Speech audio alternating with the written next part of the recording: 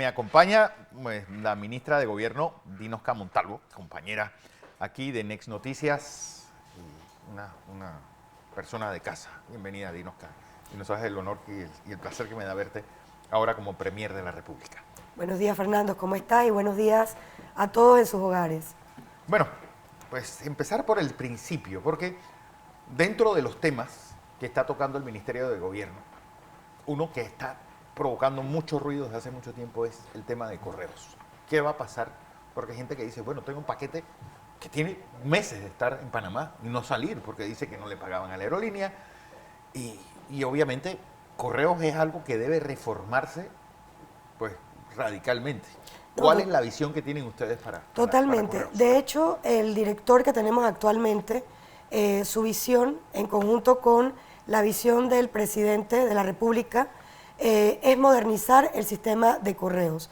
Nosotros veíamos un ejercicio, nos cuesta alrededor de 8 millones de dólares mantener los correos en las condiciones que están y solamente nos representa 2 millones de dólares a las arcas del Estado. Entonces, ha estado un total abandono. Tenemos que ir al rescate de los correos, transformar el sistema y, como ha dicho también el presidente, nos toca cumplir con los compromisos, porque hay pagos, hay cuentas que no se les ha dado curso y lamentablemente pues esto mantiene colapsado el sistema de correos actualmente. ¿Qué hacer? Es la gran pregunta. Es decir, ¿en qué ustedes han visto que van a convertir Correo? ¿En un courier nacional, que puede ser? ¿En que Correo se convierta, tal vez, o delegue sus funciones internacionales en una compañía internacional de courier? Es decir, ¿cómo lo ven? Mira, importante también entender que el tema de correos hay que verlo desde la perspectiva del cumplimiento también de tratados y acuerdos internacionales que hay que respetar. Nosotros tenemos que ir dentro de la línea de ese marco legal que nos obliga a nosotros a dar un servicio de correos y telégrafos efectivo que cumpla con la normativa internacional, pero a la vez buscar esas alternativas. Como decía yo ayer en una entrevista, recibimos información de un estado de situación durante transición. Estamos a 3 días de haber entrado a verificar en realidad qué es lo que tenemos, claro, para poder contrarrestar contra lo que nos habían presentado y ya en sitio decidir qué es lo que vamos a hacer. Pero sí, efectivamente, tiene que cambiar. Correos tiene que cambiar, tenemos que entrar a una transformación y buscar esa medida que lo haga más efectivo, más eficiente y que funcione para lo que es el país y los ciudadanos. Otro de los temas que maneja el Ministerio de Gobierno son los gobiernos locales y el rosario de irregularidades que nosotros estamos viendo. Hace un momento estuve conversando con el representante de Parque Lefebvre, que no es la excepción. Es decir, los 26 corregimientos de aquí de la ciudad capital, la mayoría han dicho, no hemos encontrado nada. Pues esto es un verdadero chiquero, lo que hemos visto, unas oficinas patéticas.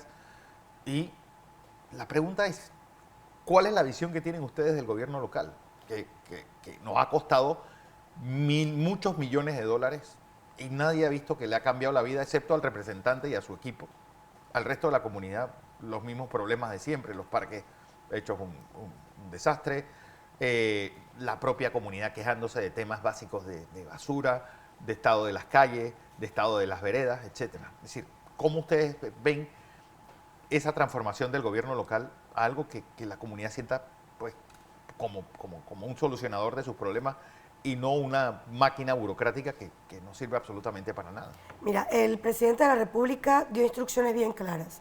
Vamos a desarticular ese proceso de descentralización paralela que se había establecido. Tenemos que ordenar la casa, como dije, lo que hemos encontrado definitivamente que no se puede volver a repetir, la forma en que se manejaron los fondos a discreción no sé de quién, y definitivamente hay que levantar una investigación, auditorías, de ver cuál fue el manejo que se le dio a esos fondos. Pero más importante es entender que se va de alguna manera a estructurar de una forma que las comunidades de verdad sientan el impacto de sus autoridades locales, empezando por devolverle ese poder a los gobernadores y de ahí hacia abajo ir haciendo el trabajo en los gobiernos locales. Vamos a empoderar a los gobiernos locales. No va a ser sencillo, no va a ser rápido, no va a ser fácil, pero hay un plan. Y vamos a entrar a poner en orden porque definitivamente los recursos se despilfarraron y no llegaron a donde tenían que llegar. No llegaron a donde tenían que llegar. Porque hablando de despilfarros, tal vez un experimento que resultó ser un fracaso rotundo en todo el país es el hecho de los jueces de paz. Es decir, alguien sin autoridad, sin ganas de solucionar los problemas y que supongo que había costado también la millonada para no servir absolutamente para nada. Todo el mundo, si uno lo ve, va a Reján, va a Chorrera, va a Caracas, va a David, va a Bocas del Toro, todo el mundo tiene quejas de los jueces de paz. Es decir, ¿qué hacer con esa figura? Mira, nosotros, ahora que hemos entrado, hemos visto, tenemos direcciones que existen solamente para llenar, como quien dice, un espacio, un nombramiento más. Si tú no tienes una dirección, por ejemplo, de justicia comunitaria, que sea efectiva, nosotros no vamos a poder avanzar en lo que se tenía pensado inicialmente con esa ley. Era de alguna manera poder descongestionar, poder coadyuvar a solucionar problemas comunitarios y que eso no pasara a otras esferas. Lamentablemente, Fernando, pues, la ley que tenemos dejó de ser funcional. Se ensayó. Es que no es que dejó de ser funcional, Dinoska, tú eres abogada y sabes que es una ley que nunca fue funcional. Es una ley que nació muerta. Es correcto, ¿no? Y ahorita mismo también había un proyecto que se presentó en asamblea, se le dio creo que hasta segundo debate, el proyecto 900, que hacía una transformación de lo que era la ley de justicia comunitaria. Pero en los puntos que debía enfocarse esa ley, no abarcó ninguno. Entonces lo que vamos a hacer es retirar, volver a revisar, replantear qué es lo que se espera y definitivamente que tiene que ser una ley que funcione para la comunidad, no puede ser solamente para tener un nombramiento, llenar espacios y que sean los cuarteles de invierno de cualquier institución, eso no puede ser. No puede ser. Bueno, lo espeso del Chicheme, sistema penitenciario, pues yo creo que ahora mismo debe ser el momento cúspide de cantidad de privados de libertad que hay en todos los centros de detención del país. Bueno, ¿qué va a pasar con esa nueva cárcel de Colón? ¿Cuándo se va a poner a funcionar la megajoya como debe estar, como se planteó en su momento? ¿Qué va a pasar pues, con las cárceles de La Chorrera, por ejemplo, o de David, o del área de Azuero? Es decir, se está pensando también utilizar a los privados de libertad para trabajos comunitarios, como se hace en el resto del mundo. Es decir, ¿cuál es la visión que tienen ustedes sobre el sistema penitenciario en general? Mira, vienen cambios profundos. Tenemos una deuda con el sistema penitenciario. La población, que es lo que le estoy diciendo, el sistema nuestro estaba preparado para tener 14.000 privados de libertad.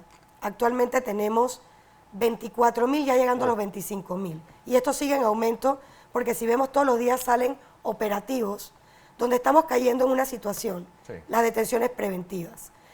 Existen en el catálogo de las medidas cautelares personales cualquier cantidad antes de llegar a una detención. Bueno, nosotros hemos sido víctimas de... Conocemos cuál es la realidad. La realidad de estos de fiscaluchos y un montón de gente que abusó de todo esto. Mira, yo creo que aquí tenemos que ir a un cambio de mentalidad también incluso por parte del Ministerio Público, porque no todo puede caer en detención preventiva y tenemos que entender que hay situaciones, hay tipos de delito. Si bien es cierto, todo delito, toda acción que esté dentro del Código Penal es grave, porque si no, no estuviera allí, no todas ameritan, mientras que se está en un proceso de investigación, y como bien dice el Ministerio Público, investigaciones incipientes, estar cayendo en decretar detenciones preventivas o solicitar por parte del Ministerio Público detenciones preventivas. Y nos están colapsando el sistema.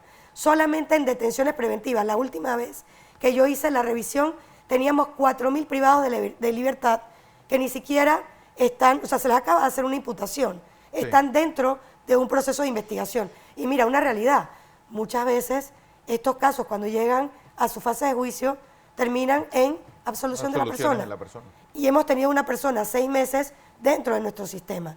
¿Qué sucede?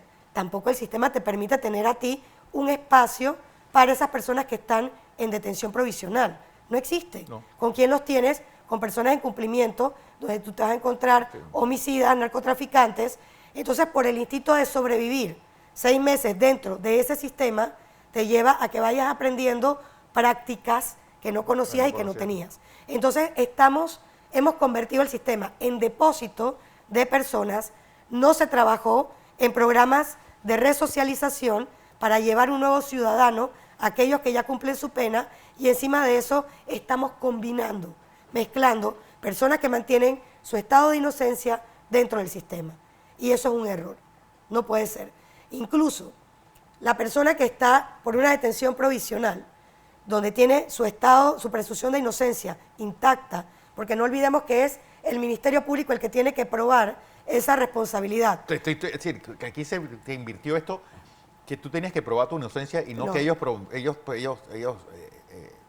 tendrían que probar tu culpabilidad. No funciona de esa manera, el sistema no es así, y al final tenemos una responsabilidad porque le llega a pasar algo a esa persona que está dentro de una investigación, que no tiene una condena en firme y ejecutoriada, y el sistema tiene un problema. El Estado tiene un problema, porque has afectado a una persona en su integridad, la privas de su libertad y además la pones en riesgo. Y nosotros tenemos que adecuar el sistema para hacer lo que está llamado a hacer. En cuanto a lo que me preguntaba de los programas, pues por supuesto, existen en el mundo una evolución de lo que es el sistema penitenciario. La persona está cumpliendo una pena, pero también, como yo digo, la pena es privación temporal de la libertad, pero no es la pérdida de dignidad. Afuera nosotros también tenemos que ocuparnos de esas familiares que guardan relación con la persona que está privada de libertad. Incluso nosotros dentro de la legislación laboral contemplamos que un privado de libertad puede trabajar. Nosotros tenemos que caminar hacia allá, no solamente hacer el trabajo por conmutación de pena. Si tú estás haciendo un trabajo que produce, tienes el derecho... que está por pensión alimenticia, si lo metes preso, no va a pagar nunca la pensión. Entonces tienes a un menor, donde impera también otro principio que es el interés superior de ese menor, donde se convierte automáticamente, al tener a la persona pues que debe el padre o la madre, en una situación, automáticamente lo conviertes en un menor en riesgo. Y nosotros también tenemos que ocuparnos de ahí. Entonces, es un trabajo donde ya es hora de empezar a trabajar de forma integral. No cada quien hacer su parte sin considerar las consecuencias a futuro. Y esto nos convoca a todos, niñez y adolescencia, ¿no? Órgano judicial, Ministerio Público y Ministerio de Gobierno.